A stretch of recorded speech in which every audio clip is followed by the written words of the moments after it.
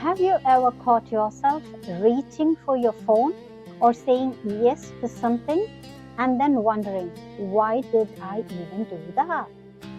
We live in a world full of impulses pulling us in every direction.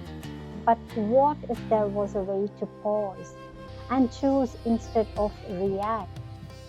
Hi, I'm Jaya Banala, and this is Awakening the Modern Spirit, the space where ancient wisdom meets everyday life. Today, let's talk about living with intention over impulse. You might have heard the saying, where intention resides, energy flows. It sounds simple, but it's actually such a powerful truth. Think about it. Whatever you focus on, even without realizing, starts to grow in your life. If your intention is scattered, your energy feels scattered too. That's when we end up feeling tired, restless, or like we are busy all day but not really fulfilled. But the moment you set a clear intention, even small one, your energy starts aligning with it. For example, let's say you begin your day with the intention, I want to stay calm no matter what happens at work. Suddenly, that intention becomes like a lens. Every time something stressful shows up, instead of just reacting, you remember, oh right, I set my intention to stay calm, and your energy shifts to support that choice. It's almost like your mind and body become teammates with your spirit. Instead of fighting each other, they are moving in one direction. That's the magic of intention. It gives your energy a home, a focus, a purpose. So the real question is, where is your intention living right now? Because wherever it lives, that's where your energy is flowing. Think of your daily choices like seeds.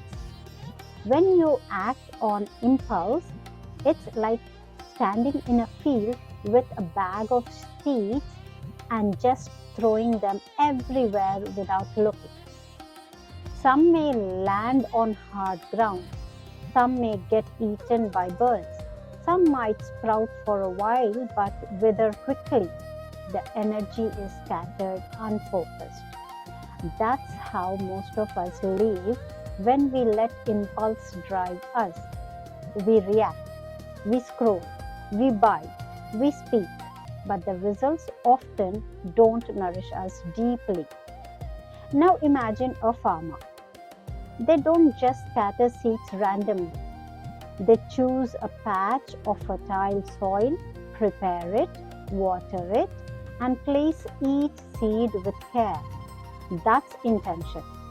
Every action has purpose. Every step is aligned with growth. Our lives are no different.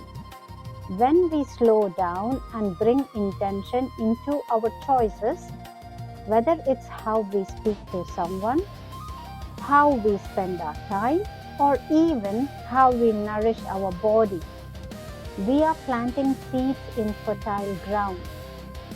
Those intentional actions grow into lasting habits, deeper relationships, and inner peace. Impulse may give quick satisfaction, but intention builds a harvest. Across spiritual traditions, there's a deep emphasis on acting with awareness instead of reacting on impulse. In the Bhagavad Gita, Krishna speaks about Karma Yoga, the yoga of right action. He reminds Arjuna that every choice we make can either bind us or free us, depending on whether we act impulsively for instant gratification or consciously with higher purpose. Right action, in this sense, is not about being perfect. It's about being aware of the why behind what we do. In Buddhism, one of the steps on the Noble Eightfold Path is right action. It guides us to choose actions that cause no harm, that arise from compassion, and that align with clarity rather than craving. Here, the focus is not just on what we do, but the mindful intention behind it. Even in Stoic philosophy, which isn't exactly a religion but a spiritual practice in its own way, the idea is the same. Pause, reflect, and act in harmony with reason and virtue, instead of being carried away by fleeting emotions. So, whether it's the Gita, the Buddha's teachings, or the wisdom of ancient philosophers, the message is universal.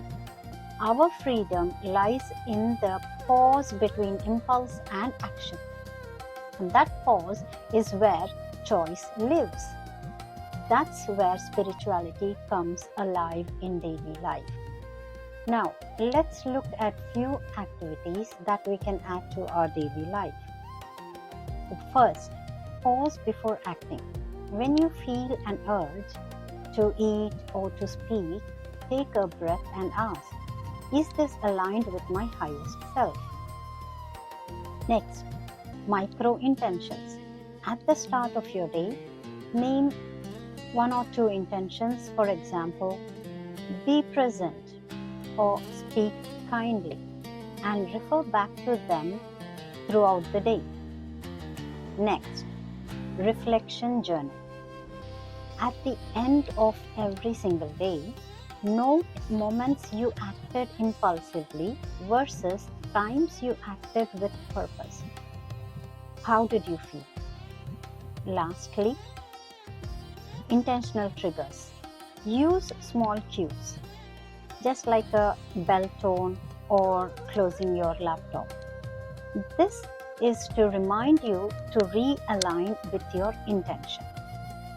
Your life shifts not because of big events, but because of many small choices made consciously. Intention is a compass. It doesn't control your path, but it helps you navigate it. That's all for today. Thanks for joining me today on Awakening the Modern Spirit. If this episode inspired you to live more intentionally, please hit the subscribe so we can continue exploring together. Until next time, stay grounded and guided.